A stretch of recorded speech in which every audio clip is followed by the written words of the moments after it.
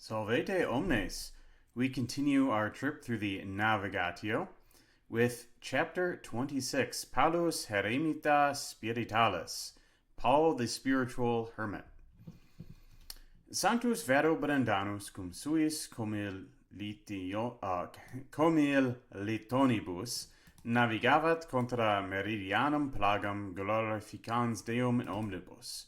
So St. Brendan, with his associates or companions, sailed against the southern coast, glorifying God in everything. Tertia die vero apparuit illis quaerum insula parva contra meridium procul. And on the third day, a certain island appeared to them, and it's a certain small island, far procur, to the south. Cum autem fratres coepissent navigare acrius, et appropinquasent praedicta insulae, ait illis sanctus Brendanus. So when the brothers began to row hard and to approach the aforesaid island, or approach, I suppose you could go to the aforesaid island and say its dative there, St. Brendan said to them, Viri fratres, nolite supera modum corpora vestera fatigare, satis inem habetis laborum. So, brother men, do not fatigue your bodies, supera modum, like beyond the limit. Satis inem habetis laborum, for you have had enough of labor. Septem iam anni sunt, postquam egeressi sumus de nostra patria usque in hoc Pascha, quod venturam erit Quito. So 7 years already, you have set out, it's after you have set out from our fatherland until in this holy Pascha that is coming quickly. Namque modo videbitis Paulum Herēmītam Spīritālum in hac insula sine ulo victu corporale commodantem per sexaginta annus. So, and now, modo is presently here. Presently, you will see Paul the Spiritual Hermit in this island without any other food of the body, dwelling for 60 years. So here, commodantem is a participle that's in the accusative to match Paulum, the spiritual hermit. He is dwelling. Nam tregenta annos antiae sumsit quibus aquaedam bestia par praedictos annus. For 30 years before, he took food from a certain animal for the aforesaid years. And this aforesaid animal is an otter, which we'll get to in a few pages. Cum autem appropinquasent ad litus, so having then approached the beach, minime poterant aditum invenire, they were not, minime poterant, able to find an entrance, prae altitudine ripae ilius, because of the altitude of the shore. So it's too tall. And you might think of, if you've ever seen like the sea-facing cliffs off the coast of Scotland or Ireland, how if you sailed up to one of those islands, you wouldn't be able to get out without a harbor unless you want to like scale a 100, 200 foot rock face and leave your boat at the bottom to get dashed on the rocks. So that's why it's so important for them on a historical basis to find a harbor for their boat. Erat autem parva et nimis rotunda illa insula. So that island was small and very rotund, very round, quasi unius stadii. De terra vero nihil habuit de super, sed petra nuda in modum silicis apparuit.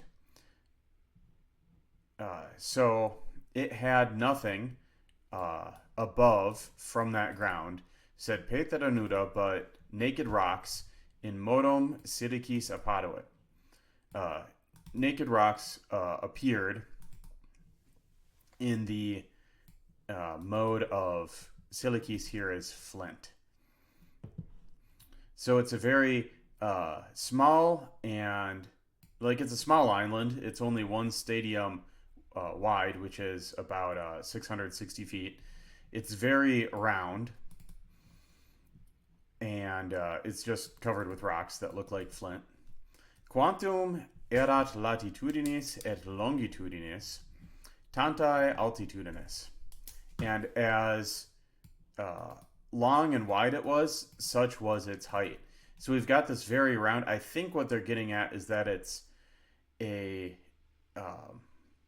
like it's kind of square in nature, but it's very round. One commentary suggested that it perhaps resembles like a communion wafer, and that's what they're getting at with the dimensions of the island.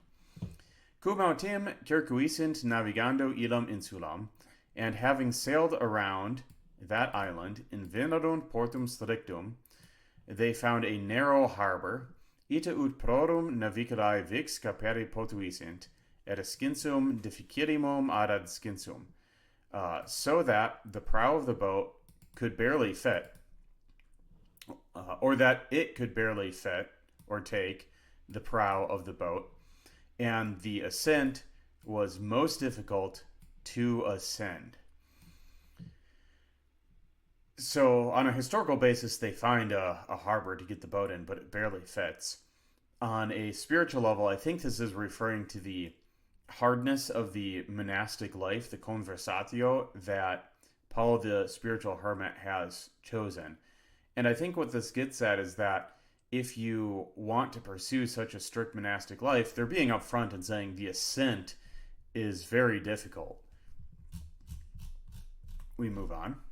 Tum sanctus Brendanus dixit fratribus suis, expectate hic donac revertar ad vos.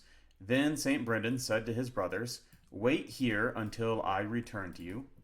Non licit vobis entrare sine licentia viri Dei qui comeratur in hoc loco. It is not allowed to you to enter without license from the man of God who dwells in this place.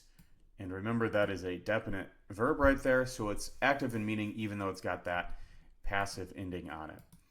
We've seen this theme of needing to ask permission from the inhabitants of the island before going on the island, or even before taking water that's running off the island into the sea. That continues here.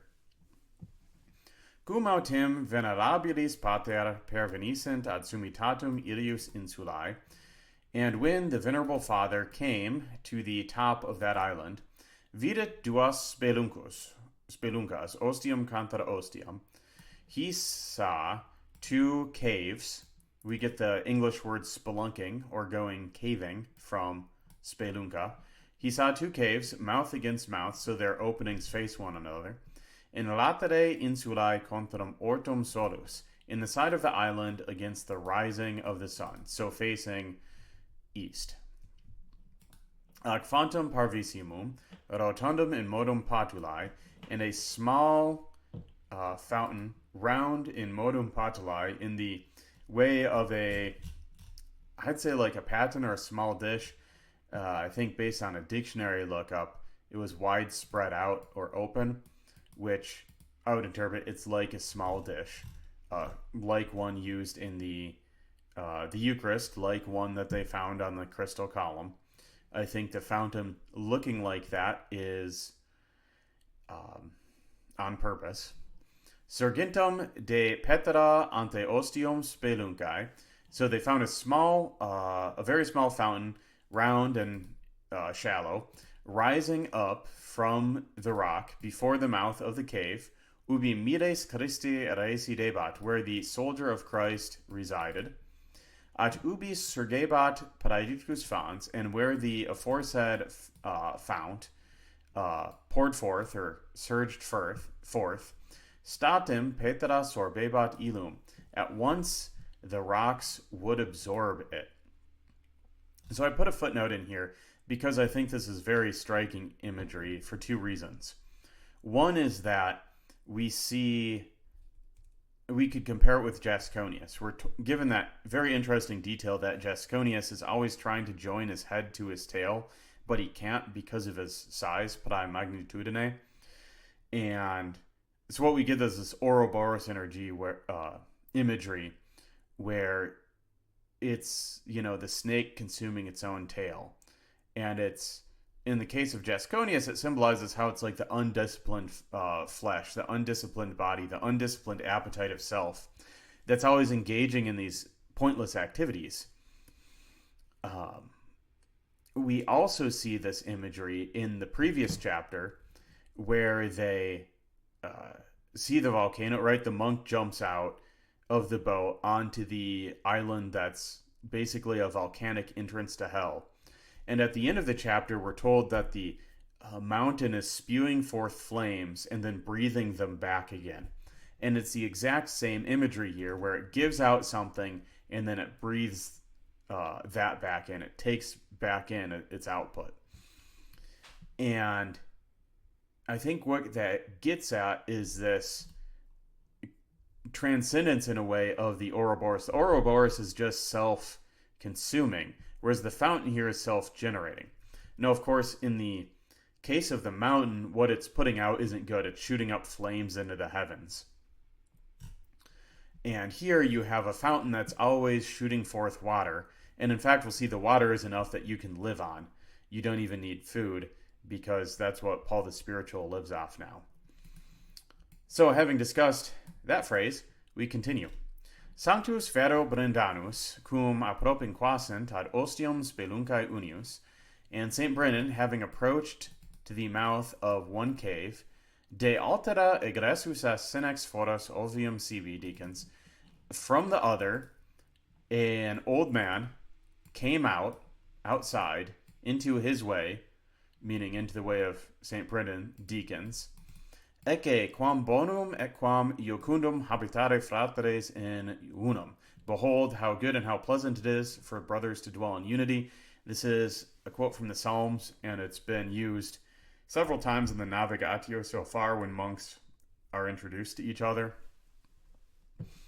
We do get this interesting detail where St. Brendan goes to one of the caves, but then he picks the wrong cave, and Paul the Spiritual comes out of the other cave. Or perhaps he picks the right cave. Perhaps that cave is meant for St. Brendan.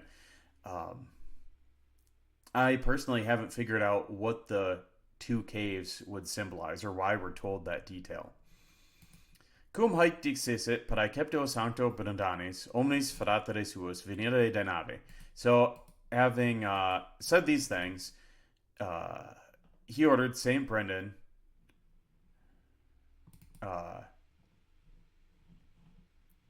to come out of the ship with all his brothers.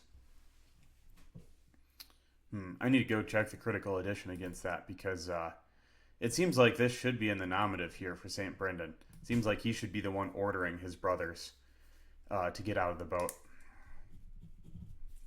I'll take a note of that. Osculantibus se in vicum acaresidentibus, propiis nominibus singulos appellabit. So having kissed each one in turn and having sat back down, he was calling them each by their own names. So here we get this symbol again or this occurrence where very holy men already know everyone's name. It kind of gets at the idea you have in stories like Rumpelstiltskin or other kind of traditional ways of thought that, like, if you know the true name of a demon, you can control them. Or like in Rumpelstiltskin, when the princess lady figures out Rumpelstiltskin's name, then she's able to keep her firstborn, if I recall the story correctly. Also, this is very much a tangent. But I kind of think that in the book of Revelation, when it talks about, like, the one who is faithful will receive a stone with a new name on it that's only written to him, a new name written on it that's only known to himself. I think that kind of gets at that same idea that, like, your true identity for the believer is only known by God, and therefore demons, the evil ones, because they don't know your true identity in Christ, can't exercise power over you. That verse also indicates that we, as Christians, we don't have this like very Buddhistic idea of being like reabsorbed into the one, that even though in the eternal state we become as close to being godlike as we can, we, as Aquinas would put it, we have this like beatific vision where we see God as he is, as much as we're capable as being as creatures, yet we're not like absorbed into him. We don't lose our individuality. And the fact that in the Apocalypse of John, there's a sign of like, well, you've got this rock with a unique name written on it. The distinctions of your created being don't disappear. We also, of course, see this in Revelation when there's a great multitude before the throne of God, and it's people from every tribe and tongue and nation. And John's able to tell that the people are from different tribes and tongues and nations, even though they're all dressed the same in white robes. So they're like, people don't lose their individuality, and they don't lose the accidental properties of their created bodies in the eschaton. But we are getting far afield from the Nāvigātiō, so we return. Ad ubi fratres audierunt, admiratis sunt valde, non tantum de suo prophetia, verum etiam de suo habitu. And when the brothers heard, they marveled, admirati sunt, past passive participle plus sunt, because this is from a definite verb. So they marveled greatly, not only because of his prophecy, but also because of his habit, or of his appearance, or of his way of life. Erat inim coepertus totus capiris suis, et barba et ceteris piedis usque ad pedes. Et erant candidi sicut nix praenimia senectute. For he was covered totally with hairs, and the beard, and other hairs, until his feet. Et erant candidi sicut nix, and they were, meaning the hairs, were white like snow, because of his exceeding old age.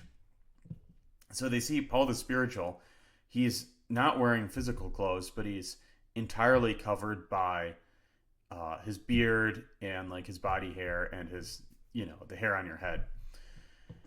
Tantum facies et oculi videbantur et ilius, only the face and the eyes appeared to them. Nihil aliud indumenti erat sibi junctum, so nothing else of clothing was joined to him, excepto pidos qui egrediebantur de suo corpore, except for the hairs which were going forth from his body. And remember, that is definite as well. So there's two thoughts here. I'll leave this footnote on the screen once I scroll a little bit. So we see this theme right here where the fountain is kind of self-regenerating. It gives forth water, and then it immediately absorbs it back. And Paul the Spiritual has done the same thing with regards to clothing. He doesn't need external supplementation in the form of clothes because his hairs cover him. He basically grows his own clothes. This is also reminiscent of the account of the fall of man in the garden, where initially Adam and Eve are naked in the garden and they have no shame because they have no sin.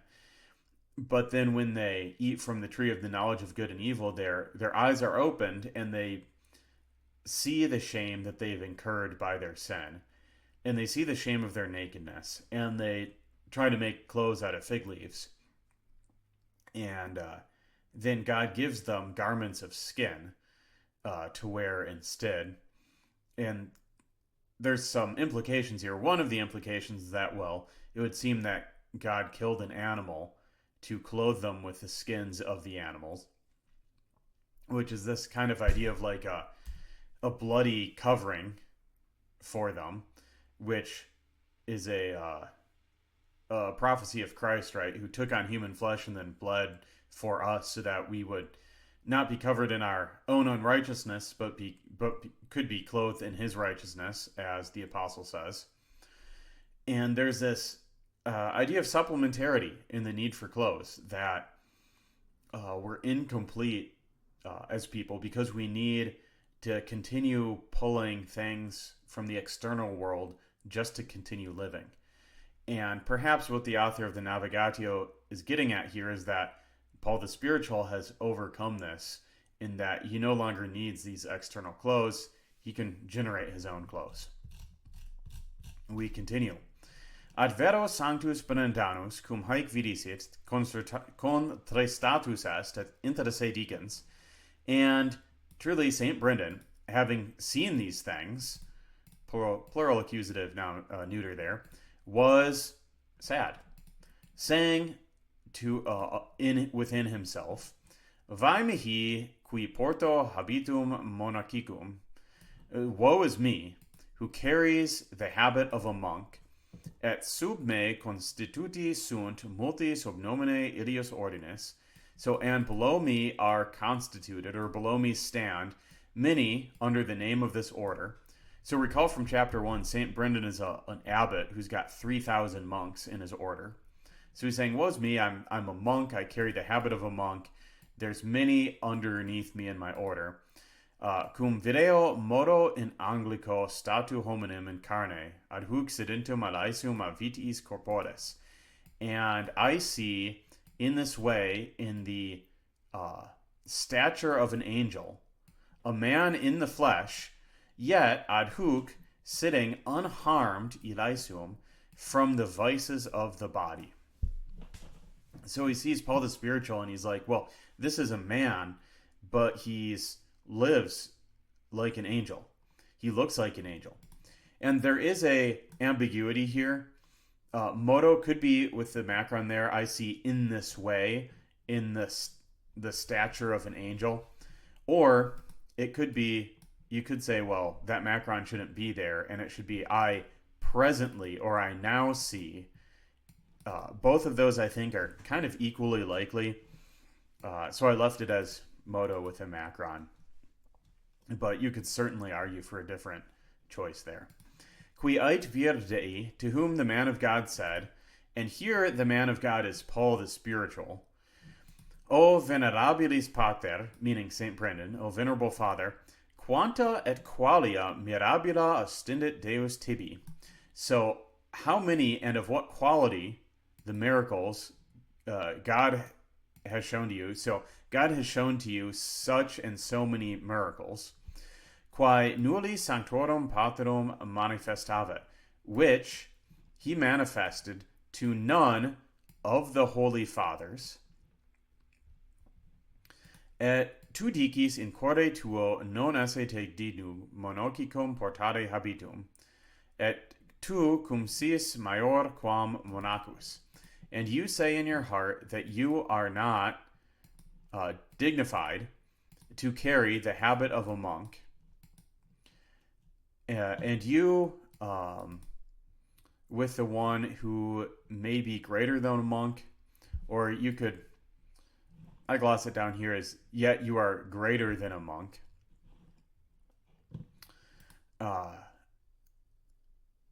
I'll continue and then I'll comment. Monachos vera labore manum suarum utitu et vestitur. So a monk, with the labor of his hands, we've got plural genitive there, uses or lives life and is dressed. Deus autem de sui secretes, perceptum annos pascit te cum tua familia induit. God, however, from his secrets for 7 years, has fed you with your family and dressed you. I, ego vero miser sedio sicut avius in istra petra nudus cepto meo pido. I, however, am a miserable man. I, a miser, sit like a bird on this rock, naked. And there's a fun little wordplay in that we're told the rock is naked, but he's naked as well. Nudus here refers to him because it's masculine there, except for my hair. So what's going on in this paragraph? St. Brendan sees Paul the Spiritual, and he's like, kind of, woe to me, what am I even doing as a monk compared to this guy? And Paul the Spiritual's response is interesting in that he doesn't talk about things that St. Brendan's merited, but he's talked specifically about the gifts of God that God has given to him, where he's saying, well, actually, you're greater than a monk, because normally monks have to work to feed and dress themselves, but God has been doing that for the 7 years as you've been on this trip. Tunc sanctus Brendanus interrogabat illum de sua vento aut unde esset aut quanto tempore sustinuisit ibi talam vitam. Then Saint Brendan asked him of his advent, or of his coming to the island, or from where he was. That's from esse, to be, it's the subjunctive. Aut quanto tempore sustinuisit ibi talam vitam, or with what time or for what time he sustained there such a life. Qui ire respondit, to whom that one, meaning Paul the Spiritual, responded, Fui nutritus in monasterio Sancti Patricii per quinquaginto annos, et custodiebam cimiterium fratrum. So nutritus, if we consult the glossary, is I was nourished. So fui nutritus, past passive participle plus a perfect verb gets you a pluperfect. So I had been nourished in the monastery of St. Patrick, and yes, it's that St. Patrick, for 50 years, and I took care of, he was the custodian of, the cemetery of the brothers. Quadam vero die, cum locum sepulturae designasset mihi, meos decanus, quidum defunctu. So, however, or and, vero, on a certain day, ablative there, when my dean had designated to me the place of burial for a certain dead person, defunctu there is in the dative, and it matches quidam, ut sepulissem, that I might bury him. Apparuit mihi quidam senex ignotus, so a certain unknown elder appeared to me, who said to me, qui dixit mihi, Noli, frater, fossum ibi facere, don't, brother, make a ditch there, so don't dig the grave there where the dean has told him to dig it, quia sepulchrum alterius est, because it is the sepulcher of another. So this man appears and basically says, don't dig the grave there because someone's already buried there. Qui dixi, to whom I said, Pater, quis est tu? Father, who are you? Qui ait, cur me non cognoscis? Why do you not recognize me? And here we have that theme again of recognition versus not recognition. Why do you not recognize me? Nonne tuus abba sum. Am I not your abbot? Qui dixi, to whom I said, Sanctus Patricius meos abbot. St. Patrick is my abbot. At ide respondet, and that one responded, Ego sum, I am, and it's implied, I am he. I am St. Patrick. Heri enim migravi de saeculo. So yesterday, however, I migrated from this age, meaning he died, he departed. Ipse est enim locus meae sepulturae. This place itself is the place, or this itself is the place of my burial. Hic facie sepulchrum fratres nostri. So here, you will make a sepulcher for our brother. So he points out another place. Et nulli dicas quid ego dixi tibi. And you will tell no one what I told you. Caras autem proficiscere ad litus maris. So tomorrow, therefore, set out to the beach of the sea, or the seashore, et invenies navim ibi, and you will find a boat there, in quam intrabis, into which you will enter, quae te ducet ad locum ubi expectabis diem mortis tuae, which will lead you to the place where you will await the day of your death. So St. Patrick basically comes back from the dead and tells him, to bury the body in a different place, and then tells him the next day to go to the sea, get in a boat, and the boat's going to take him to the place where he will await his death. And I think this perhaps shows the extremity of the monkish life, in that if it weren't like St. Patrick saying this to a monk, this would sound very like ominous, of like, get in the boat, it will lead you to the place where you will await the day of your death. But we see the monks are very committed to their spiritual life, so it's not ominous for this guy. Mane vero secundum praeceptum sancti patres. So, and in the morning, mane, there's in the ablative, following the precept of the Holy Father, meaning St. Patrick, profectus sum, I set out to the aforesaid shore, in vini sicut ipse mihi praedixerat, and I found it just as he himself had said to me. This is, another case of an abbot foretelling something, much like St. Brendan foretold that the cadaver would be the cadaver of the whale or the beast that was killed and cut into 3 parts, that it would wash ashore, that kind of thing.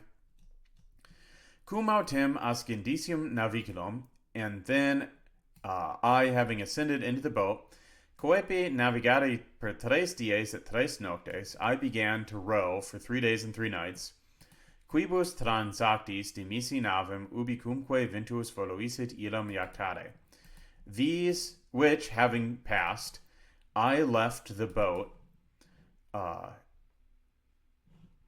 to be thrown wherever the wind wanted to throw it. So he rows for 3 days, and then he's like, I'm just going to be adrift at sea. Poro septimo die apparuit ista Petra. Further, on the 7th day, this rock appeared, in quam statum intravi, into which I immediately entered, dimissa navicula atque percussa peromeo ut isat unde venerant.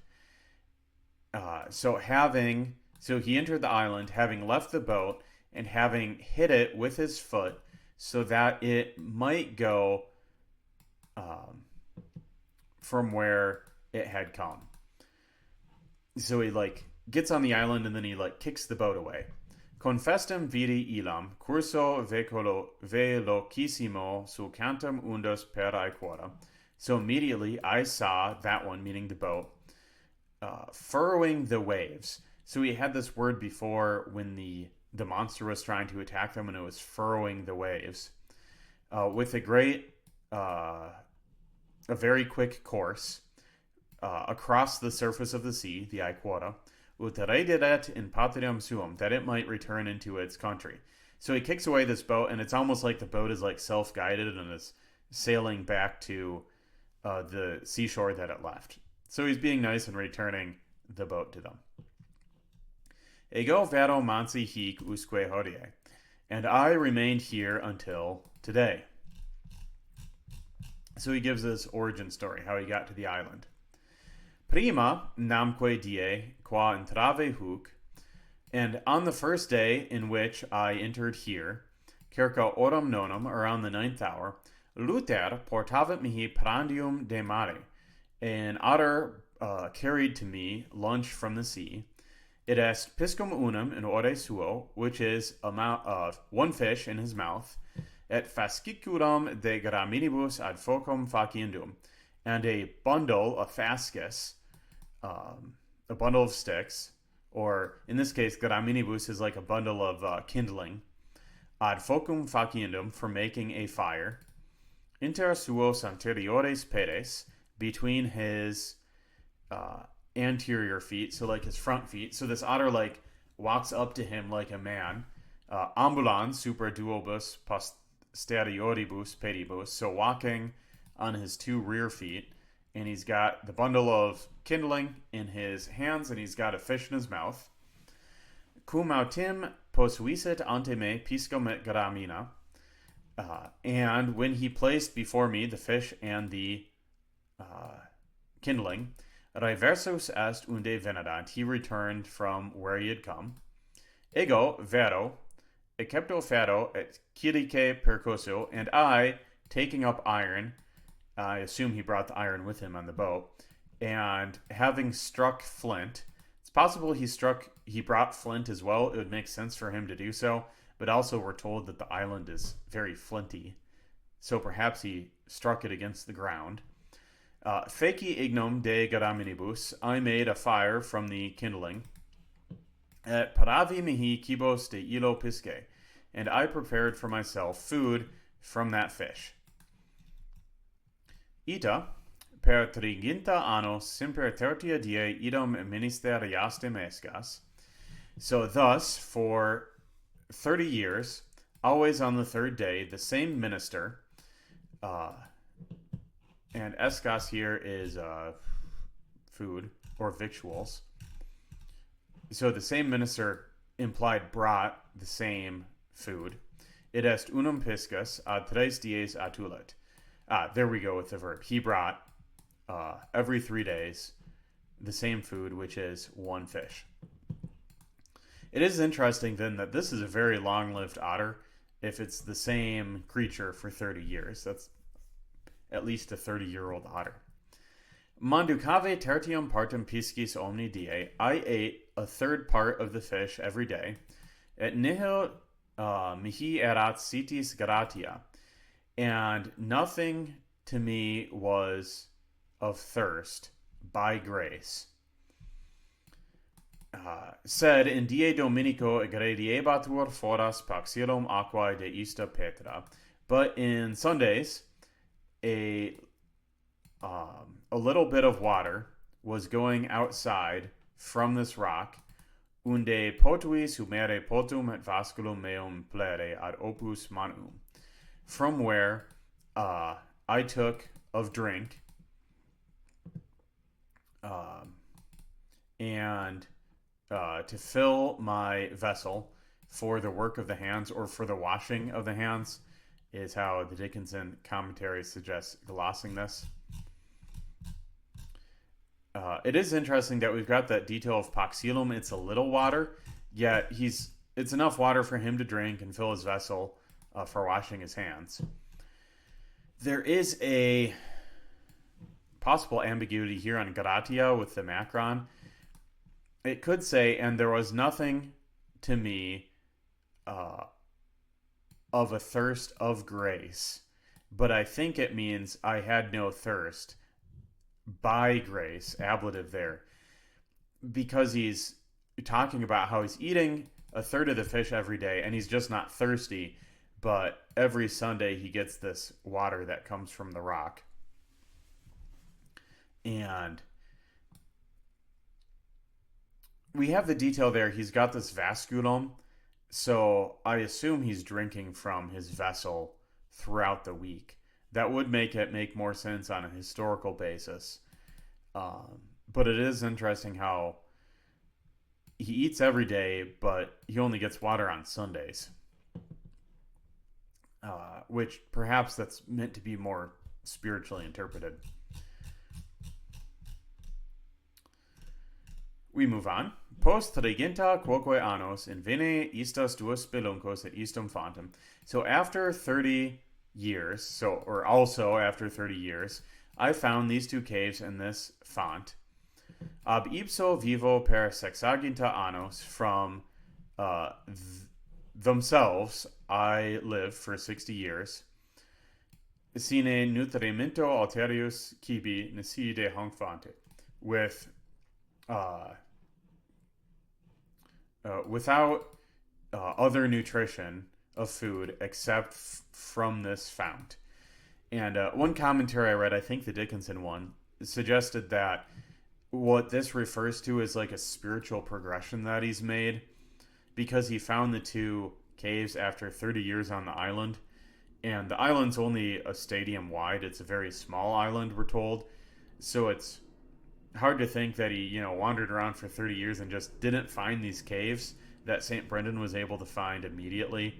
So this probably refers more to his progression in the spiritual monastic life. Nona genarius etenim sum in hac insula. So for 90 years I've been in this island. Triginta annos invictu piscium et sexaginta annos in pastu isius fantus. So 30 years in the feeding on the fish, and 60 years being fed of this fountain. Et quinquaginta annos fui in patria mea. And 50 years I was in my fatherland. Omnes anni vitae meae usque modo quintum quadraginta sunt. So all the years of my life until now are 140, right? Because he's 50 when he leaves, and then he spent 30 more years eating the fish, which puts him at 80 years, and then he's spent 60 years drinking from the fountain, so 80 plus 60 is 140. The nonagenarius there is adding up how long he's been on the island, which is 30 plus 60 years. Et hic debeo modo, and here I'll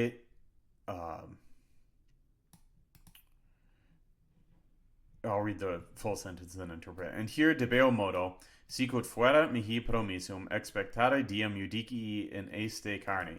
And here I should await, in this way,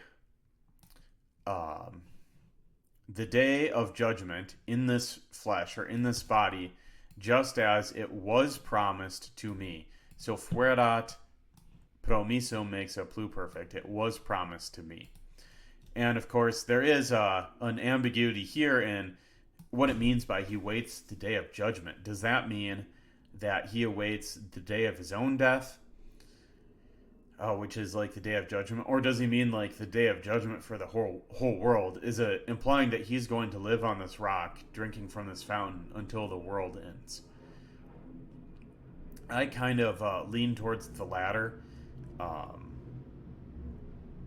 I recall hearing that Paul the Spiritual appears in other hagiographies, none of which I've read that closely, but I hear the concept is that like Paul the Spiritual doesn't die. He lives until the end of the world, which is why he ends up in the Nāvigātiō, so they can put him in as one of the people on this, that they encounter on this voyage.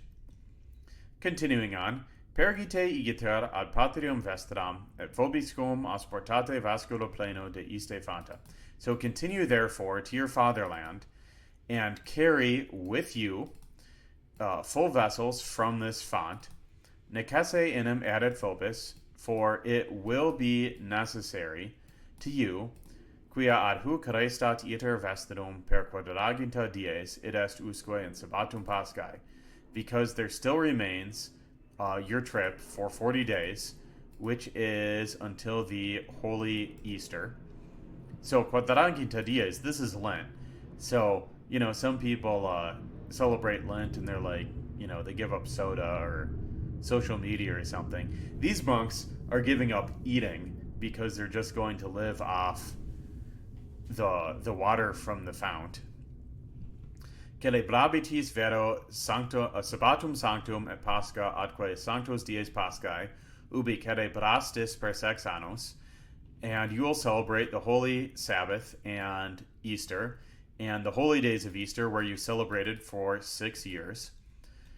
Et postea, accepta benedictione procuratoris vestri, and afterwards, having accepted a benediction of your procurator, proficisque mini ad terram pro repromissionis sanctorum, you will set out to the promised land of the saints, et ibi manebitis quadraginta dies, and there you will remain for 40 days. At post haec, and after these, Deus patrum vestrorum ducit vos sanus atque uncolumnes in terram nativitatis vestrae. God, your father, the God of your fathers, will lead you safe and unharmed into the land of your nativity, so into your birthland. So this is kind of their final stop of being told where they'll go. Paul the Spiritual says you're very close to the end of your journey and gives them some more travel information. And that is the island of Paul the Spiritual. We continue on. We also are getting very close to the end of our journey through the Nāvigātiō. So we'll pick up in the next video with chapter 27.